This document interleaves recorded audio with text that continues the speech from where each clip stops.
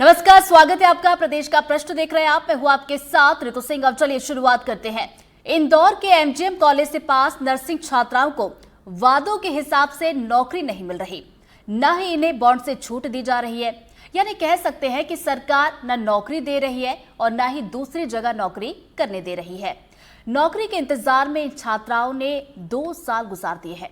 अब इनके सामने तमाम आर्थिक और सामाजिक दिक्कतें आ रही हैं, लेकिन कोई सुनवाई नहीं हो रही। आज हम इन्हीं छात्राओं की आवाज सिस्टम के सामने रखने की कोशिश करेंगे। हम उम्मीद करेंगे कि सरकार इनकी तरफ देखे और इनसे किए गए वादे को पूरा करे, इन्हें इनका हक मिले। चर्चा हम इस पर करेंगे, लेकिन उसके पहले आपको एक रिपोर्ट दिखाते हैं।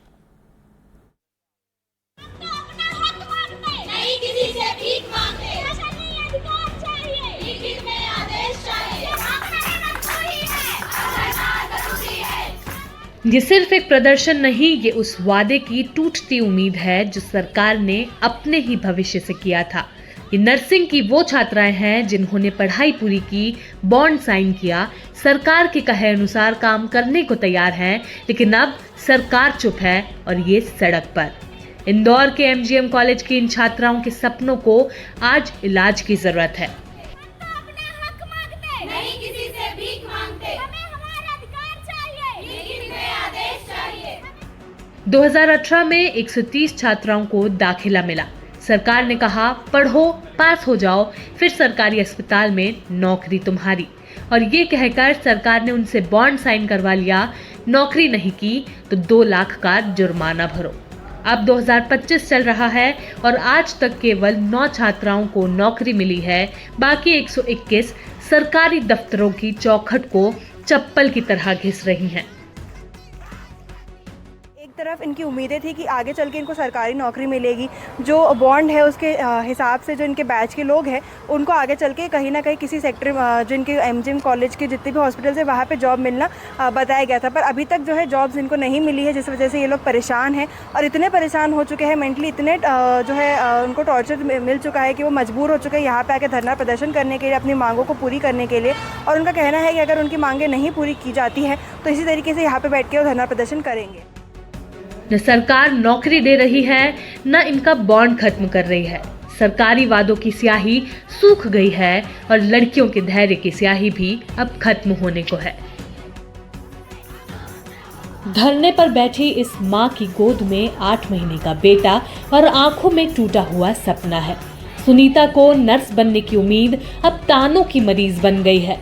कभी पति पूछते हैं नौकरी कब लगेगी, कभी ससुराल से ताने मिलते हैं डिग्री लाई थी कि धोखा। हर सुबह वो बेटे को उठाती हैं, 30 किलोमीटर दूर धरने में बैठती हैं, सरकार से नहीं अपनी किस्मत से सवाल करने। वालों का यही कहना है कि तुम लोग कब जॉब लगेगी, तुम लोग कब, मतलब तुम्हारी ये बोल के हुई थी शादी की 2 महीने में तुम्हारी सरकारी जॉब लग जाएगी, लेकिन मैम अभी तक कुछ नहीं लगा। बेबी हो गया मेरा जो 8 महीने का, मेरा भी पीथमपुर से लेके आ रही हूँ डेली, इसलिए कि कुछ तो मतलब उम्मीद की किरण हमको नज़र आए। सर पॉजिटिव रिस्पॉन्स है, कुछ तो बोले कि कब तक लिखित में आदेश दे दे। सर हम भी बोल दें वहाँ पर कि अब क्या है, अभी लग जाएगी जॉब, क्योंकि बोलते रहते बार बार। और फिजिकली भी थोड़ा सा, मतलब मेंटली भी थोड़ा सा टॉर्चर होते हैं, परेशान होते हैं कि अब कब लगेगी।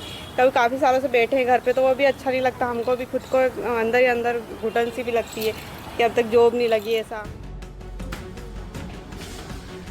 साक्षी, जिसने पिता के सपनों को दिल में बांधकर नर्सिंग की पढ़ाई शुरू की थी, अब एक 10 बाय 10 के कमरे में खिड़की नहीं मगर आंखें अब भी उम्मीद से खुलती हैं।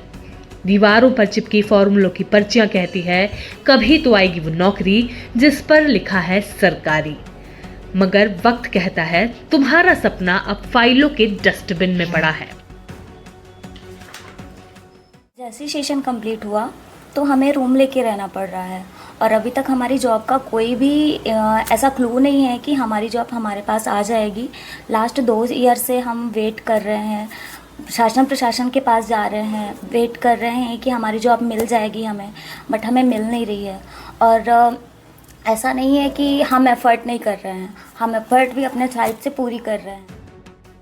आस्था सागर की रहने वाली हैं, इंदौर में किराए के कमरे में रहती हैं, उस कमरे में ही खाना बनाती हैं, सोती हैं और पढ़ाई करती हैं। आस्था की पढ़ाई खत्म हो गई, लेकिन घर की जिम्मेदारी अभी शुरू भी नहीं हो सकी।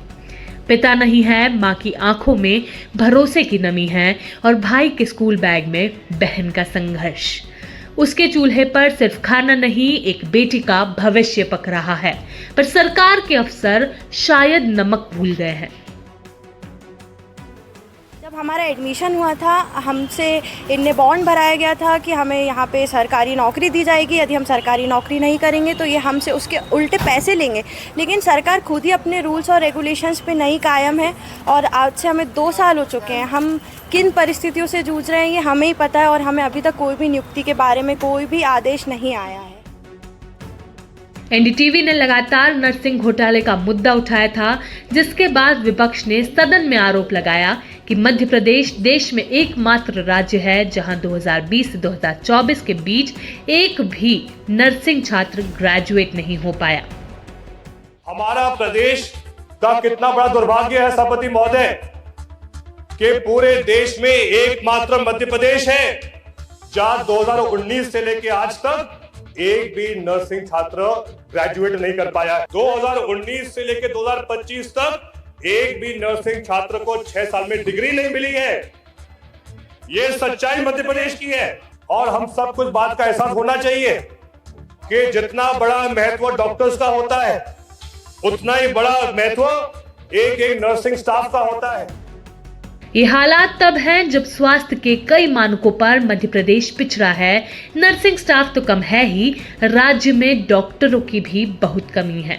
WHO के हिसाब से मानक है 1 डॉक्टर प्रति 1000 आबादी। भारत में औसत है 1 डॉक्टर प्रति 811। मध्य प्रदेश 1 डॉक्टर है प्रति 1460 लोगों पर। ये कमी आयुष्मान जैसी योजना में भी दिखती है, जो सरकारी तिजोरी पर भी भारी है। योजना के तहत 2018 में जहां 399 मरीजों का इलाज बाहरी राज्यों में हुआ, वहीं 2024 में आंकड़ा 35,327 तक पहुंच गया। 7 सालों में 1,32,000 मरीजों ने दूसरे राज्यों में इलाज करा लिया और मध्य प्रदेश के खाते से 1,085 करोड़ रुपए निकले। नर्सिंग की इन छात्राओं ने इलाज सीखा, लेकिन खुद तंत्र की बीमारी से ग्रसित हो गई। सरकार सुनती नहीं, बॉन्ड की तलवार लटक रही है, लेकिन नौकरी का दरवाजा नहीं खुला। तो मैन पावर की जो कमी हेल्थ सेक्टर में है, उसको दूर करने के लिए बड़े ठोस कदम हम उठा रहे हैं। लेकिन एमजीएम कह रहा है कि हमारे पास सीट वैकेंट नहीं है, कैसे दे दे भर्ती? 2 साल वैकेंट नहीं होगी तब तो फिर करना मुश्किल है, लेकिन जहाँ वैकेंट होगी वहीं करेंगे। वैकेंसी नहीं है लेकिन बॉन्ड है, जॉब नहीं है लेकिन सजा है। इसे ही कहते हैं बिना अपराधी के मुकदमा।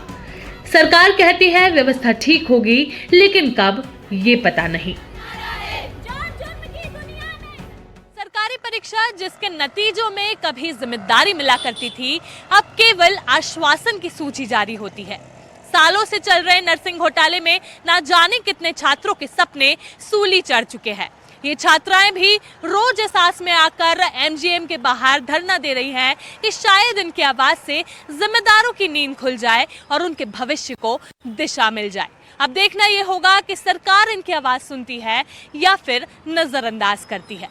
कैमरामैन रिजवान खान के साथ इंदौर से तनुश्री देसाई और भोपाल से निहारिका शर्मा की रिपोर्ट, एनडीटीवी।